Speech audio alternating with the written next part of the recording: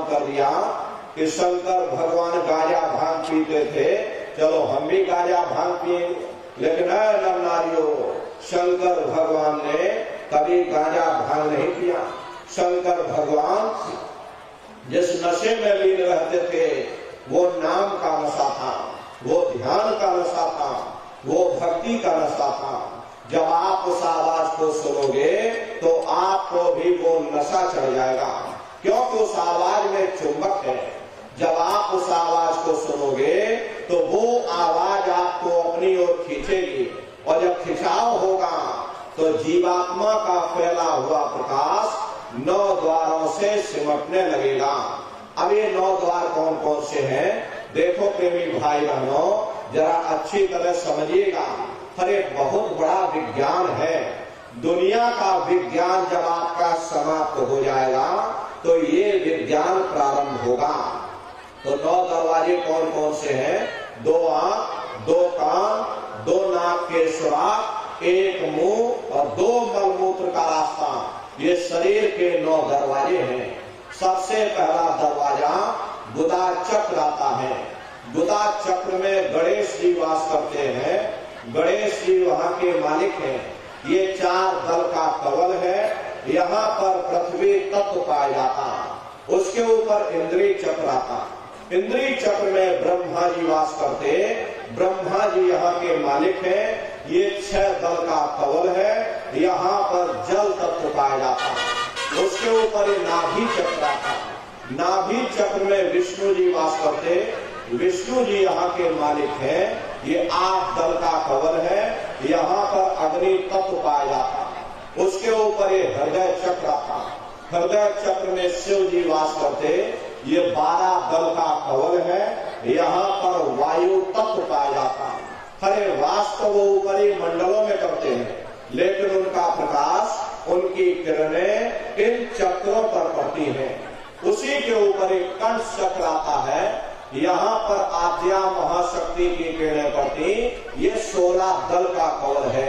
और आप सबसे ऊपर, तुम्हारी जीवात्मा सबसे ऊपर दोनों आंखों के मध्य भाग में बैठी है, जहाँ पर देवियां बिंदी लगाती और पुरुष जहाँ टीका लगाते। ये बिंदी और टीका यहाँ पर इसीलिए लगाया जाता क्योंकि यहाँ तुम्हारी जीवात्मा बैठी है, उसका श्रृंगार किया जाता। तो 10वां द्वार है जहाँ पर तुम्हारी जीवात्मा बैठी हुई। इसी 10वें दरवाजे पर बैठ करके जीवात्मा अपने प्रकाश को 9 दरवाजों में फैलाती है, जिससे आपका ये शरीर चलता, आपके हाथ, आपके पैर चलते हैं। जब आप भजन करोगे और घंटे संग की आवाज को सुनोगे तो उस आवाज में चुंबक है। वो आवाज आपको अपनी ओर खींचेगी, और जब खिंचाव होगा तो जीवात्मा का फैला हुआ प्रकाश 9 द्वारों से सिमट करके यही 10वें दरवाजे पर इकट्ठा हो जाएगा। और जैसे यहाँ पर इकट्ठा हुआ, तुरंत शब्द जीवात्मा को खींच करके इस शरीर से बाहर कर देगा। फिर आप अपनी आंखों से देखिएगा कि हमारा शरीर ये है और हम ये खड़े। आप अपने शरीर से अलग हो जाओगे। जैसे चिड़िया होती है, चिड़िया घोंसले से निकल करके आसमानों की उड़ान भरती है और शाम को फिर अपने घोंसले में आ जाती है। ऐसे ही तुम्हारी जीवात्मा इस शरीर रूपी घोंसले से निकल करके ब्रह्मांडों की सैर करेगी, देवी देवताओं के दर्शन करेगी, राम और कृष्ण के दर्शन करेगी, और घूम करके फिर अपने शरीर रूपी घोंसले में वापस चली आएगी। हरे प्रेमी भाई बहनों, ये ब्रह्मा विष्णु महादेव जिनकी सारी दुनिया पूजा करती है, आप सभी लोग ब्रह्मा विष्णु महादेव की पूजा करते हो, लेकिन कभी आपने विचार नहीं किया कि भाई जिनकी हम पूजा कर रहे, आखिर ये है कौन, ये कहाँ पर रहते हैं, ये क्या काम करते हैं, हर इनके माँ बाप कौन है। तो जरा संक्षिप्त में आप लोग समझिएगा, क्योंकि अगर इसका वर्णन किया जाएगा लाखों वर्ष लग जाएंगे। एक लोक का वर्णन नहीं हो सकता, इतने विशाल विशाल लोक बने हुए। लेकिन संक्षिप्त में आपको बताया जा रहा कि किन किन मंडलों को पार करते हुए तुम्हारी ये जीवात्मा अपने 5वें मंडल पर यानी कि सचखंड में पहुंचेगी। प्रेमी भाई बहनों, जब आप भजन करोगे और घंटे संग की आवाज को पकड़ करके शरीर रूपी घोंसले से जब बाहर निकल जाओगे तो उसी शब्द को पकड़ करके ये जीवात्मा ब्रह्मांडों की चढ़ाई करती है। पलक झपकती है जीवात्मा खर्ब और योजन मील ऊपर चली जाती। ये सूरज चांद सितारों को पार करने के बाद सबसे पहले जो आपको लोक मिलेगा उसे महात्माओं ने शिवलोक कहा। शिवलोक तमोगुणी स्थान है, वहाँ के मालिक शिव जी हैं। वो पार्वती जी के साथ उस लोक में विराजमान हैं। शिव जी का दर्शन करने के बाद फिर जब आप ऊपर चढ़ोगे उसी के ऊपर ब्रह्मा जी का लोक मिलेगा। ब्रह्मा जी का लोक वो रजोगुणी स्थान है। वहाँ के मालिक ब्रह्मा जी हैं। वो गायत्री सावित्री और सरस्वती के साथ उस लोक में विराजमान हैं। ब्रह्मा जी का दर्शन करने के बाद फिर घंटे संग की आवाज को पकड़ करके फिर जब आप ऊपर चढ़ोगे उसी के ऊपर आपको विष्णु लोक मिलेगा। विष्णु लोक वो सतोगुणी स्थान है। वहाँ के मालिक विष्णु जी हैं। उनका बड़ा मनमोहक स्वरूप है। उनकी 4 भुजाएं हैं और चारों भुजाओं में शंख, गदा, पद्म और चक्र सुशोभित है। और आप क्षीर सागर में लक्ष्मी जी के साथ विराजमान हैं। ये तीनों देवता ब्रह्मा, विष्णु और महादेव अपने अपने लोक में बैठ करके राज कर रहे। एक रचयिता है जो जीवों को रचता है, एक पालनहार है जो जीवों को पालता है, और एक संहार करता जो जीवों को नष्ट कर देता।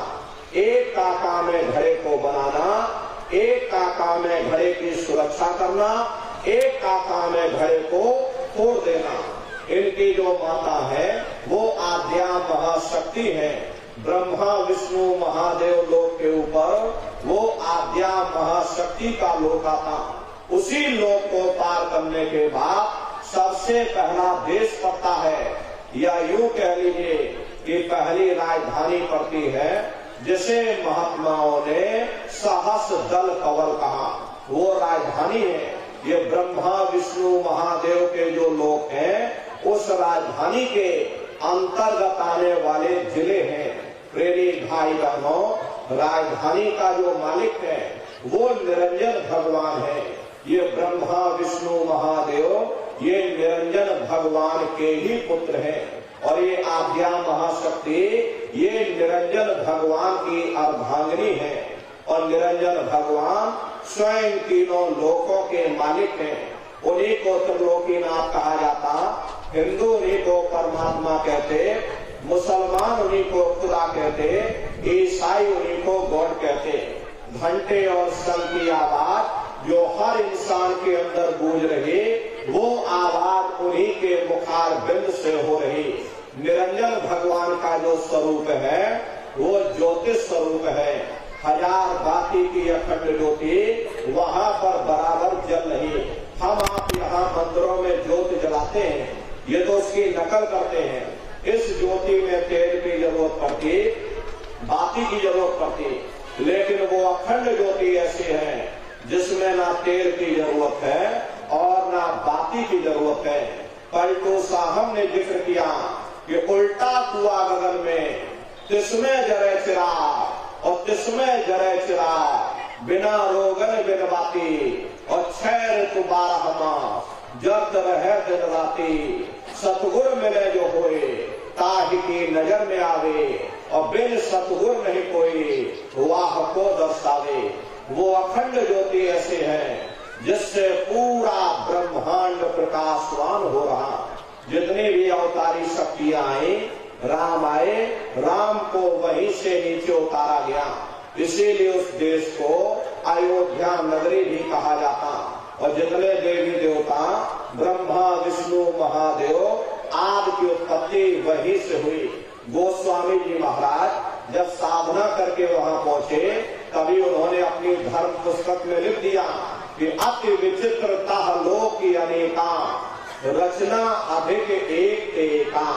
विचित्र विचित्र भांत के वहां पर लोग बने हुए, एक से एक सुंदर महल बने हुए, जिनकी शोभा अवर्णीय है। प्रेमी भाई बहनों, निरंजन भगवान का दर्शन करने के बाद फिर तुम्हारी ये जीवात्मा दूसरे मंडल के शब्द को पकड़ करके दूसरे मंडल की चढ़ाई करेगी। श्याम तज श्वेत को गहना, सुरत को तान धुन सुनना, और बंक के द्वार भस्म को, और त्रिकुटी जाय कर लेना। उसी के ऊपर दूसरा देश आता है, जैसे महात्माओं ने त्रिकुटी देश कहा। वहाँ के जो मालिक हैं वो ब्रह्म है, वहीं से मन और माया की उत्पत्ति हुई। वहीं से तीन गुण, रजोगुण, तमोगुण, सतोगुण, तीनों गुणों की उत्पत्ति वहीं से हुई। ये जो आपके वेद हैं, वेदों को सारी दुनिया पढ़ती है। वेदों की व्युत्पत्ति उसी स्थान से हुई है। अरे महात्मा कहते हैं कि त्रिकुटी महल में विद्या सारा, धन हर गरजे बजे नगारा, और लाल वरण सूरज उजियारा। वहाँ पर दो धुने, बादलों की गर्जन और मृदंग की आवाज उस लोक में गूंजती रहती है। जैसे पहले स्थान पर निरंजन भगवान के देश में घंटे और शंख की आवाज गूंजती, ऐसे ही दूसरे मंडल पर यानी कि ब्रह्म के देश में बादलों की गर्जन और मृदंग वहाँ पर बजता रहता, ओम का जाप बराबर वहाँ होता रहता। प्रेमी भाई बहनों, ब्रह्म का जो स्वरूप है लाल वरण सूरज उजियारा, ये सूरज कुछ नहीं। ऐसे लाखों लाख सूर्य इकट्ठे करोगे तो वहाँ का एक सूर्य बनेगा। ब्रह्म का जो स्वरूप है वो सुबह के लाल सूर्य के समान है, इसीलिए वहाँ का पूरा ब्रह्मांड लाल है। जहाँ तक आपकी निगाह जाएगी ब्रह्म देश में चारों तरफ आपको लाल ही लाल नजर आएगा। महात्मा जब साधना करके वहाँ पहुँचे तभी महात्माओं ने लिख दिया कि लाली मेरे लाल की, जित देखो तलाल, लाली देखन में गई, मैं भी हो गई लाल। वो पूरा ब्रह्मांड ही लाल है। जितने साधक वहाँ पहुँच जाते हैं उन सभी को योगेश्वर कहा जाता। जैसे व्यास जी हुए, वशिष्ठ जी हुए, वाल्मीकि जी हुए, इन सब की पहुँच वहीं तक थी। इसीलिए कहा गया कि वाल्मीकि भय ब्रह्म समाना। जब इनकी जीवात्मा वहाँ पहुंची और जब इन्होंने ब्रह्म का दर्शन किया तो इनका स्वरूप भी ब्रह्म के समान यानी कि ब्रह्म स्वरूप हो गया। तो जितने साधक वहाँ पहुंच जाते हैं उन सभी को योगेश्वर कहा जाता है। योगेश्वर भगवान श्री कृष्ण उसी देश में वास करते हैं। ये जो ब्रह्म देश है वो श्री कृष्ण भगवान का ही देश है और श्री कृष्ण भगवान वहीं पर रहते हैं। ये बाहर की जन्माष्टमी नहीं है जो आप लोग मनाते हो। अरे महात्माओं ने कहा था भाई सही मायने में तुम जन्माष्टमी कब मनाओगे? जब तुम्हारी जीवात्मा 5 तत्व जल, पृथ्वी, अग्नि, वायु, आकाश और 3 गुण रजोगुण, तमोगुण, सतोगुण 5 तत्व और 3 गुणों से परे होकर के ब्रह्म देश में पहुंच करके जब कृष्ण भगवान का दर्शन कर लोगे तब सही मायने में जन्म अष्टमी मनाई जाएगी। वहाँ कृष्ण भगवान का दर्शन करने के बाद फिर तुम्हारी ये जीवात्मा तीसरे मंडल के शब्द को पकड़ करके तीसरे मंडल की चढ़ाई करती है। आगे पहुंची सुन झंकार, ररंकार ध्वनि सुनी पुकार, आगे श्वेत शून्य है भाई और मान सरोवर कैट भाई। उसी के ऊपर तीसरा देश आता जिसे महात्माओं ने सुन देश कहा, उसी को रारंग देश कहा जाता, उसी को अक्षर और नेति कहा जाता। वहाँ के जो मालिक हैं वो रारंग पुरुष यानी कि पार ब्रह्म पुरुष है। वहाँ किंगरी और सारंगी 2 धुनें उस लोक में गूंजती रहती और पार ब्रह्म पुरुष का जो स्वरूप है वो पूर्णमासी के चंद्रमा के समान बड़ा ही मनमोहक स्वरूप है। इसी स्थान पर प्रेमी भाई बहनों एक बहुत बड़ा अमृत का सरोवर बना, जिसे महात्माओं ने मान सरोवर कहा। जब तुम्हारी ये जीवात्मा उस मान सरोवर में स्नान कर लेगी तो जन्म जन्मांतरों के मैले पाप कर्म साफ हो जाएंगे। अरे यहाँ के पानी से तुम्हारे कर्मों की सफाई नहीं होने वाली। ये बाहर का पानी तुम्हारे शरीर के मैल को धो सकता है, लेकिन जो पापों का मैल है, जो अंतःकरण में गंदगी जमा, वो जब साफ होगी जब आप तीसरे मंडल पर पहुंच करके उस गंगा में डुबकी लगाओगे। उसमें स्नान करने के बाद ये जीवात्मा हंस रूप हो जाती है। हंसन मिले हंसा हो जाई, मिले जो अमी हारा है। जीवात्मा का खुद का प्रकाश उस अमृत के सरोवर में स्नान करने के बाद 16 सूर्य के बराबर हो जाता। तो फिर यही जीवात्मा चौथे मंडल के शब्द को पकड़ करके चौथे मंडल की चढ़ाई करती है। 2 पर्वत के संग निहारो, भंवर गुफा के संत पुकारो। 2 पर्वतों को पार करने के बाद वो बड़ा सुंदर देश आता, जिसे महात्माओं ने भंवर गुफा कहा। वहाँ के जो मालिक हैं वो सोहन पुरुष हैं। वहाँ बंसी यानी मुरली की मधुर ध्वनियां सदा उस लोक में उच्चारण होती रहती। और सोहन पुरुष का जो स्वरूप है वो दोपहर के सूर्य के समान महाप्रकाशवान स्वरूप है। स्वरूप में अंतर है। पहले स्थान पर निरंजन भगवान का जो स्वरूप है वो ज्योतिष स्वरूप है। दूसरे स्थान पर ब्रह्म का जो स्वरूप है वो सुबह के लाल सूर्य के समान है। तीसरे स्थान पर पार ब्रह्म का जो स्वरूप है वो पूर्णमासी के चंद्रमा के समान है। चौथे स्थान पर सोहम पुरुष का जो स्वरूप है वो दोपहर के सूर्य के समान महाप्रकाशवान स्वरूप है। वहाँ के धनी का दर्शन करने के बाद ताके परे धाम सतनामा, बीन बजे सतलोक ठिकाना। सोहम देश के ऊपर वो 5वां देश आता है, जिसे महात्माओं ने सचखंड देश कहा।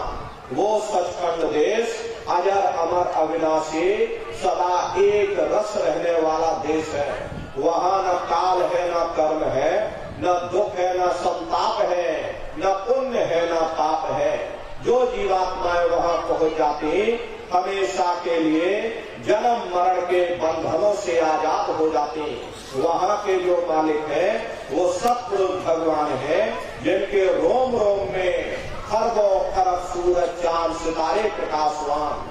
वही हमारे आपके सच्चे मालिक हैं, वही हमारे आपके सच्चे पिता हैं। हमको आपको वही से नीचे उतारा गया, फिर शब्द को पकड़ करके शब्द शब्द पौड़ी पर चढ़कर और पहुंचो सचखंड सतनाम।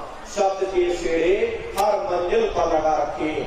आपने भजन किया, घंटे संग की आवाज को पकड़ा तो आप पहले मंडल पर चढ़ जाओगे। वहीं पर आपको दूसरे मंडल का शब्द सुनाई पड़ेगा, उसे आप पकड़ लोगे तो आप दूसरे मंडल पर चढ़ जाओगे।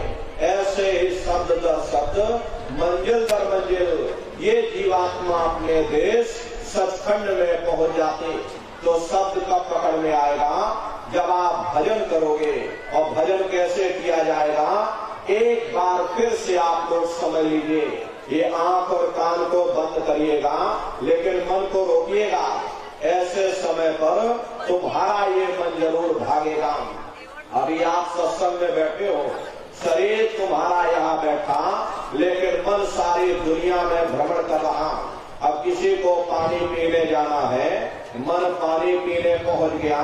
कोई बाल बच्चों को घर में छोड़कर आया, मन बाल बच्चों में पहुंच गया। कोई दुकान दफ्तर छोड़ करके आया, मन दुकान दफ्तर में पहुंच गया। कोई खेती बाड़ी छोड़ करके आया, शरीर बेचारा यहाँ बैठा, लेकिन मन खेत में जुताई कर रहा। तो ऐसे भजन से कोई लाभ नहीं होगा। अरे जिन्होंने मार मंडाला उन्हीं को सूरमा कहना, बड़ा बैरी ये मन घट में, इसी का जीत ना कटना।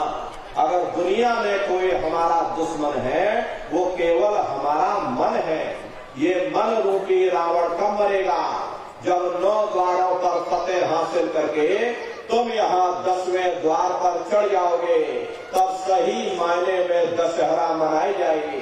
ये बाहर की दशहरा नहीं है जो लकड़ी का रावण बना देते हो और फूंक फाक करके घर चले आते हो, कहते भाई हमने रावण मार दिया। अरे महात्माओं ने कहा था भाई सही मायने में तुम दशहरा कब मनाओगे? जब 9 द्वारों पर फतेह हासिल करके तुम यहाँ 10वें द्वार पर चढ़ जाओगे, तब सही मायने में विजयदशमी मनाई जाएगी। तब ये मन रूपी रावण तुम्हारा मरेगा, तब तुम्हारी जीवात्मा, और इसी जीवात्मा को महात्माओं ने राम भी कहा। अरे आपके धर्म पुस्तकों में लिखा है, एक राम दशरथ का बेटा, एक राम घट घट में लेटा, एक राम का सकल पसारा, एक राम है सबसे प्यारा। एक वो राम है जो अयोध्या के वासी हैं, और एक राम घट घट में लेटे, यानी हमारी आपकी जीवात्मा जो हर एक के अंदर मौजूद है। महात्माओं ने कहा एक वो राम है, और एक राम का सकल पसारा, यानी पहले स्थान के मालिक वो निरंजन भगवान, जिनको दुनिया त्रिलोकीनाथ कहती है, जिनका ये पूरा पसारा, पूरा संसार है। महात्माओं ने कहा एक वो राम है, और एक राम है सबसे न्यारा, 5वें स्थान के मालिक वो सतपुरुष भगवान जो हमारे आपके सच्चे पिता हैं। महात्माओं ने कहा एक वो राम है। तो महात्मा तो उस राम की महिमा गाते हैं। मोटी बात आप लोग पकड़िए कि भजन कैसे करोगे, तो आंख और कान को बंद कर लेना, ऊंचा ध्यान दे करके सुनिएगा। सीटी जैसी आवाज शुरू में आपको सुनाई पड़ेगी, उसे पकड़ लेना, उसको सुनते रहना, सुनते सुनते उसी में लीन हो जाओ। जब आप उसमें लीन हो जाओगे तो कुछ समय बाद में दोबारा आपको अनुभव होगा कि कहीं बड़ी दूर से एक महीन आवाज, घंटे और शंख की आवाज हमारे कानों में गूंज रही। जब घंटे शंख की आवाज आपको सुनाई पड़ने लग जाए, तब आप सीटी की आवाज को छोड़ देना और घंटे शंख की आवाज को पकड़ लेना। एक बार प्रेमी भाई बहनों, आप उस आवाज को पकड़ लो, फिर वो आवाज आपको नहीं छोड़ेगी, खींच करके शरीर से बाहर कर देगी। फिर रोज जाना, रोज ब्रह्मांडों की सैर करना, रोज देवी देवताओं के दर्शन करना, रोज राम के दर्शन करना और रोज कृष्ण के दर्शन करना। तो सुमरन, ध्यान और भजन, ये 3 क्रियाएं आपको बताई गई। रास्ता बिल्कुल सच्चा है, आप करोगे आपको अनुभव होगा, दिखाई भी देगा और सुनाई भी पड़ेगा। लेकिन इतना ध्यान रखिएगा, जो भी दिखाई सुनाई पड़े अपना हजम करिएगा। जितना हजम करोगे उतना रास्ता खुलता चला जाएगा। तो सुमरन, ध्यान और भजन नित्य नियम से आप लोग करिएगा। नागा नहीं होना चाहिए। अरे आप शरीर को भोजन देते हो, सुबह दोपहर शाम खाते हो, लेकिन कभी आपने विचार नहीं किया ये जीवात्मा जो जन्म जन्मांतरों से भूखी प्यासी बैठी, कभी आपने इसको भोजन नहीं दिया। अरे इसका भोजन शब्द है, इसका भोजन नाम है। अपना ये नियम बनाइए कि पहले हम अपनी जीवात्मा को भोजन देंगे, फिर अपने शरीर को भोजन देंगे। अगर ये नियम आपका बन गया तो आपका लोक भी बन जाएगा और आपका परलोक भी बन जाएगा। अरे प्रेमी भाई बहनों, मालिक को पाने के लिए तुम्हें घर बार छोड़ने की जरूरत नहीं है, तुम्हें समाज छोड़ने की जरूरत नहीं है, तुम्हें जात और बिरादरी बदलने की जरूरत नहीं है। अरे जात पात के रगड़े झगड़े ये हमारे अपने नहीं है, ये सिर्फ हमारे मन की खुरापात है। आप सभी लोग बुद्धिमान हो, अपनी अपनी बुद्धि से आप सभी लोग विचार करिएगा। जब गुरु नानक साहब नहीं आए थे तब कोई सिख नहीं था, जब मोहम्मद साहब नहीं आए थे तब कोई मुसलमान नहीं था, जब ईसा मसीह साहब नहीं आए थे तब कोई ईसाई नहीं था। और पीछे लौटते चले जाओ तो केवल मनुष्य ही मनुष्य रह जाते। ये झगड़े झगड़े किसने पैदा किए? ये हमने आपने पैदा किए। अरे कोई भी महात्मा यहाँ पर आकर के न कोई कौम बनाने आता है, न कोई मजहब चलाने आते हैं, और न ही आप हमारे हाथों में ये डंडे और तलवारें देने के लिए आते। अरे आपको सच्चा मार्ग, सनातन मार्ग समझाने के लिए इस धरा भूमि पर शरीर रूप में अवतरित होते हैं। इसीलिए महात्मा कहते हैं कि भाई जाति पाति पूछे नहीं कोई, हरि का भजे सो हरि का होई। लोग यहाँ जात पात बनाते बनाते और यहीं पर रह गए। लेकिन नर नारियों, जब तुम्हारी ये जीवात्मा इस मनुष्य रूपी चोले को छोड़ करके ऊपर धर्मराज की कचहरी में पहुंचेगी, वहां न तुमसे ये पूछा जाएगा कि तुम किस जाति के हो, तुम किस कौम के हो, तुम किस मजहब के हो, तुम हिंदू हो या मुसलमान हो, तुम हिंदुस्तान से आए हो या तुम पाकिस्तान से आए हो। अरे वहाँ तुम्हारे कर्म देखे जाएंगे, भक्ति भाव देखा जाएगा, मालिक से मिलने का प्रेम और प्यार देखा जाएगा। इसीलिए महात्मा कहते हैं वह मालिक को पाने के लिए तुम्हें जात बिरादरी बदलने की जरूरत नहीं है, तुम्हें समाज छोड़ने की जरूरत नहीं है, तुम्हें बाल बच्चे छोड़ने की जरूरत नहीं है, तुम्हें घर परिवार छोड़ने की जरूरत नहीं है, तुम्हें साधु सन्यासी और बाबा बनने की जरूरत नहीं। अरे भाई तुम अपने अपने घर परिवार में रहो, अपने अपने बाल बच्चों के साथ रहो, अपने अपने समाज में रहो, समाज के रीत नीति के अनुसार रहो, मेहनत और ईमानदारी से काम करो और 24 घंटे में घंटा 2 घंटा अपनी जीवात्मा के कल्याण के लिए सुरत शब्द नाम की कमाई यानी कि सुमरन ध्यान और भजन करिएगा। हरे नर नारियों, यही दौलत तुम्हारे काम आएगी, बाकी सब यही पड़ा रह जाएगा। सुई की एक नोक भी तुम्हारे साथ में जाने वाली नहीं है। अरे बड़े बड़े राजे महाराजे आए, सारी जिंदगी उन्होंने ये किला बनाते बनाते गुजार दिया। आज उनके किलों को जाकर देखो, आज खंडहर बने पड़े हुए। विश्व विजेता सिकंदर सारी दुनिया पर राज करने का ख्वाब देखता था, वो भी मुट्ठी खोल करके चला गया। कोई क्या साथ लेकर के जाएगा?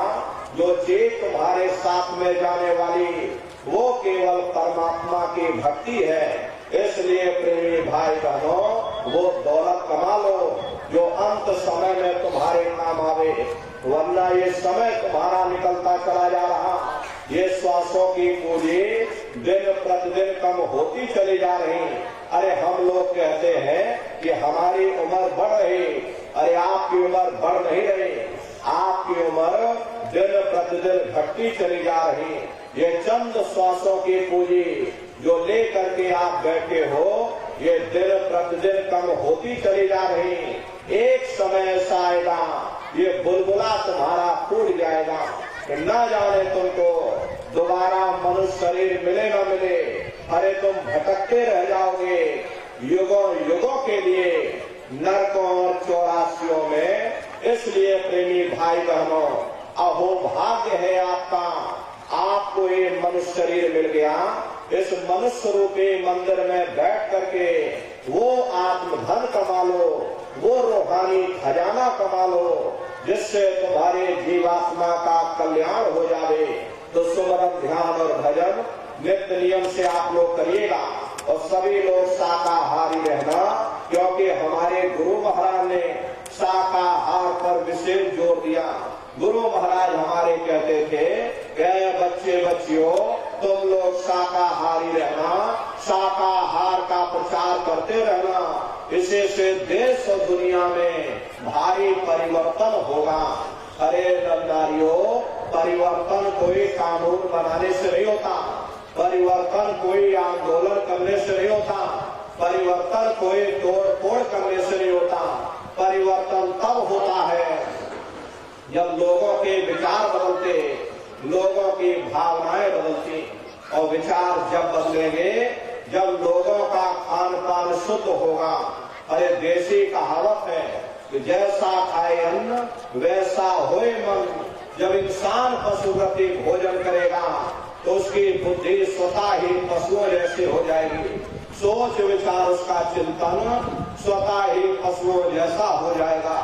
फिर जिस शराब के नशे में माँ बहन बेटी की पहचान खत्म हो जाए, उस शराब को पी करके यह कैसे पता चलेगा कि क्या अच्छा और क्या बुरा है। यही कारण है कि आज भर समाज में ये दुनिया भर के अत्याचार और दुनिया भर के व्यभिचार फैले हुए। अरे हम लोग मंदिर बनवाते हैं, उन मंदिरों में नहा धो करके जाते, कहते भाई परमात्मा के रहने की जगह है, हमको नहा धो करके जाना चाहिए, फूल अगरबत्ती ले जाना चाहिए। कोई उन मंदिरों में कूड़ा कचरा नहीं डालता। अगर कूड़ा कचरा डालोगे तो आपस में लाठियां चल जाएंगी।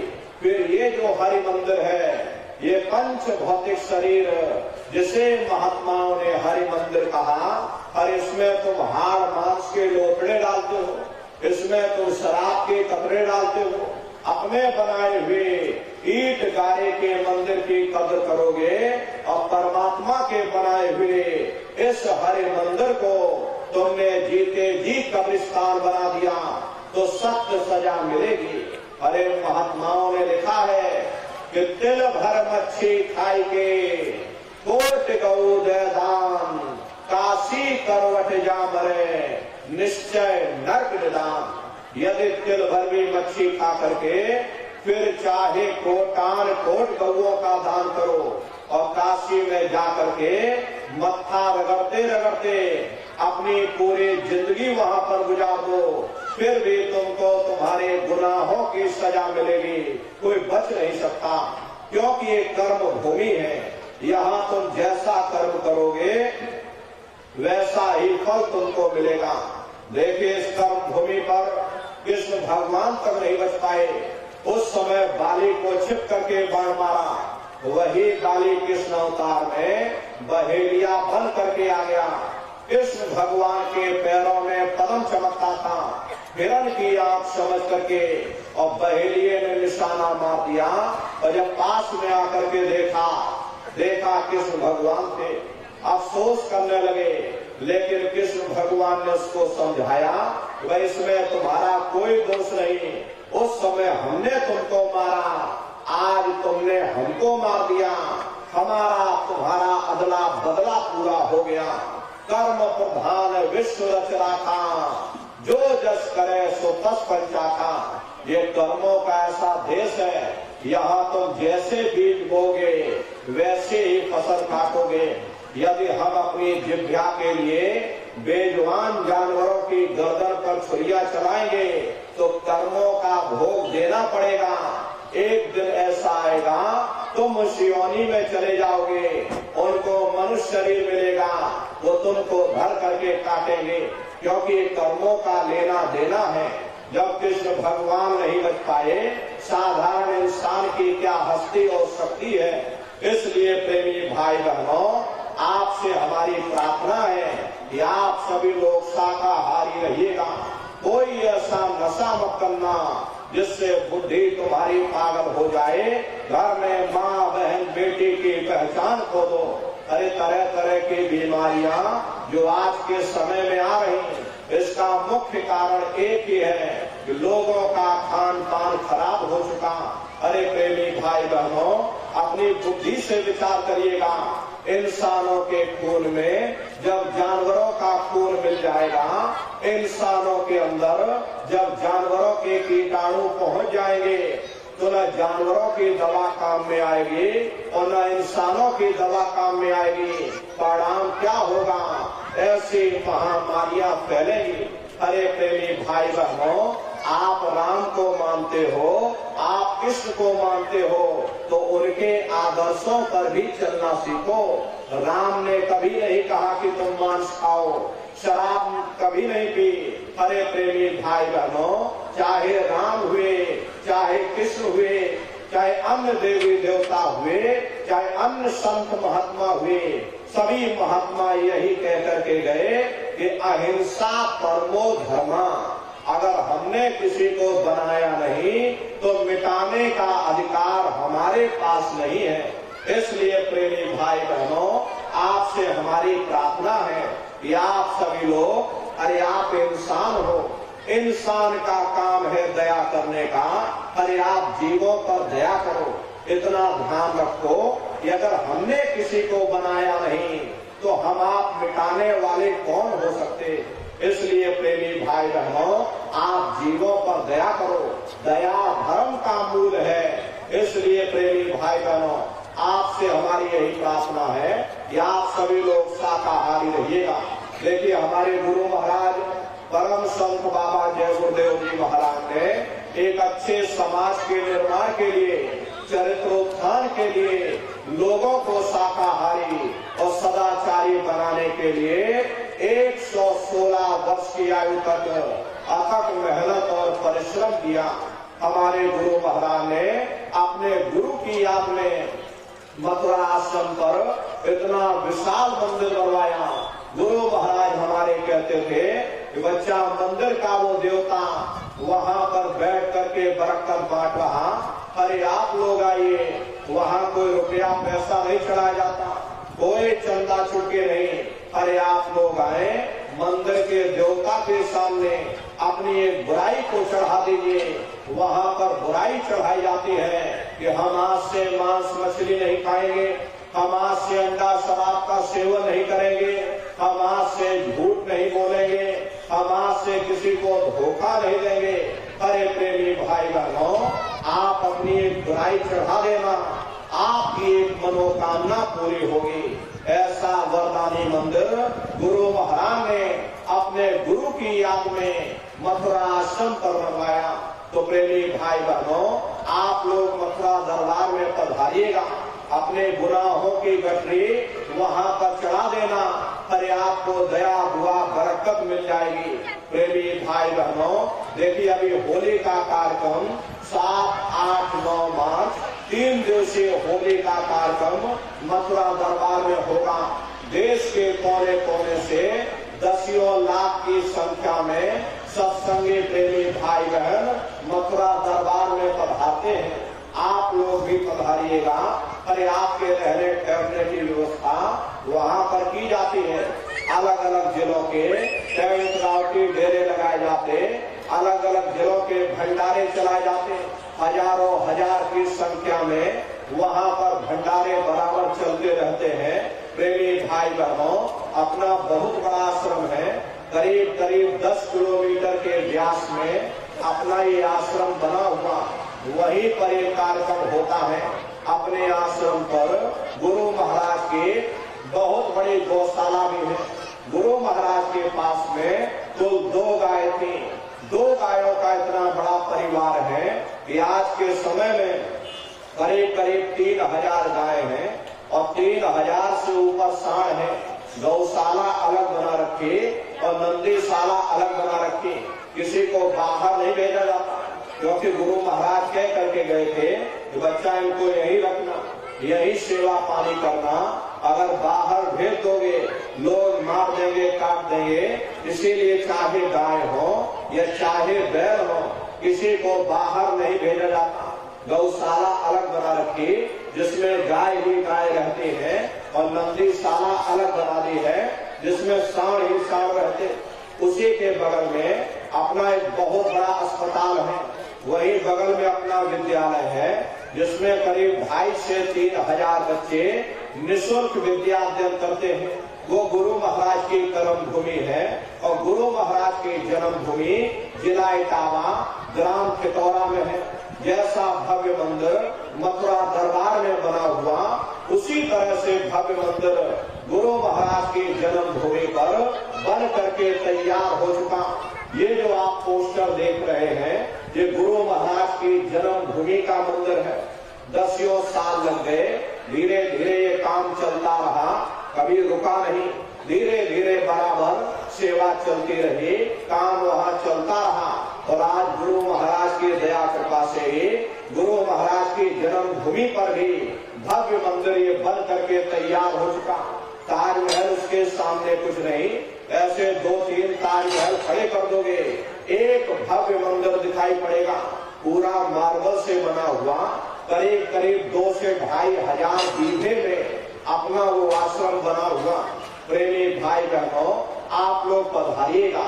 गुरु महाराज की जन्मभूमि और गुरु महाराज की कर्म भूमि का दर्शन दीदार लाभ प्राप्त करिएगा। ये होली का कार्यक्रम होगा, सभी प्रेमी भाई बहन सपरिवार पधारिएगा और अपने अपने बच्चों को भी बराबर आप सभी लोग सत्संग में लाते ले जाते रहिएगा। हम लोग ये सोचने लगते हैं कि अरे बच्चों को क्या करेंगे ले जाकर, इन बच्चों को घर में रहने दो, इनकी पढ़ाई लिखाई की उम्र है, अभी इनको पढ़ाई लिखाई करने दो।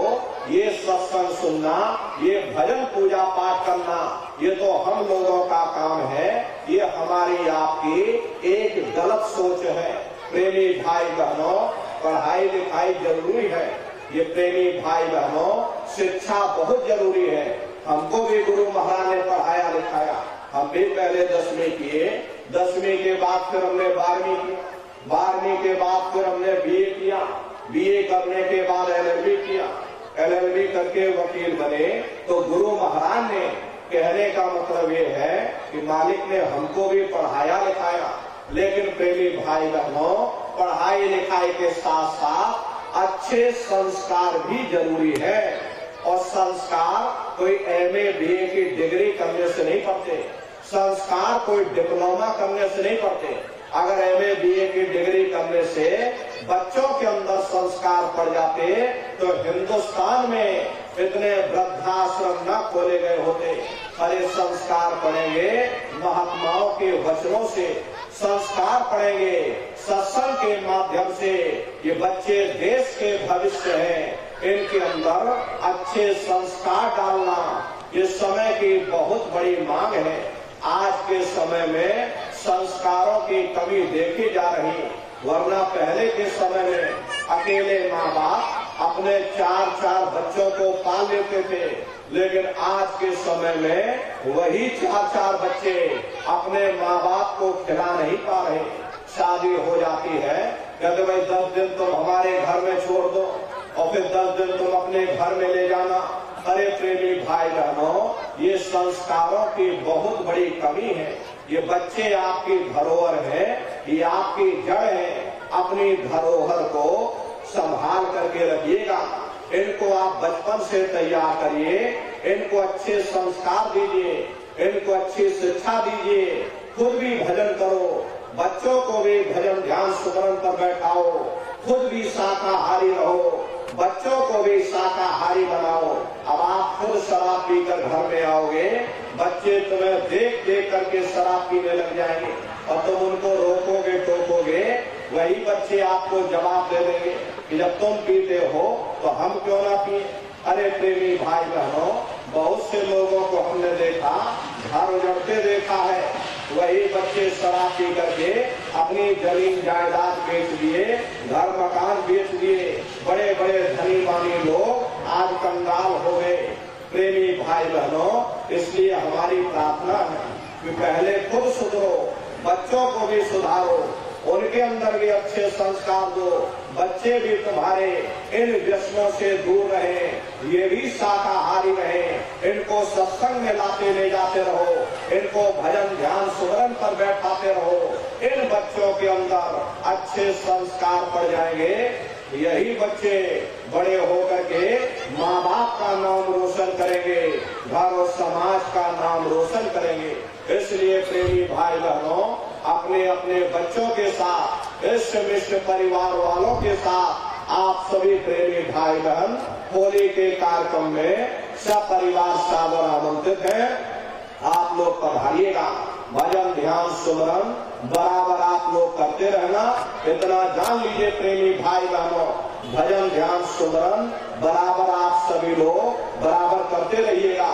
देखिए आपका आश्रम है, यहाँ पर प्रेमी भाई बहनों साप्ताहिक सत्संग आप लोग इसकी शुरुआत करिएगा। हर सप्ताह में सत्संग होने लग जाएगा, सभी लोग इकट्ठे होकर के सुमरन ध्यान भजन करने लग जाएंगे।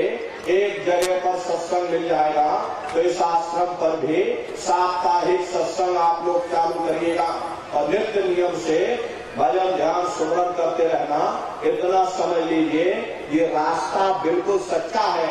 आप करोगे तो आपको अनुभव होगा, दिखाई भी देगा, सुनाई भी पड़ेगा। अरे आपका लोक भी बन जाएगा और आपका परलोक भी बन जाएगा। इसी के साथ अब हम अपनी वाणी को विराम देते हैं। आप लोगों ने अपना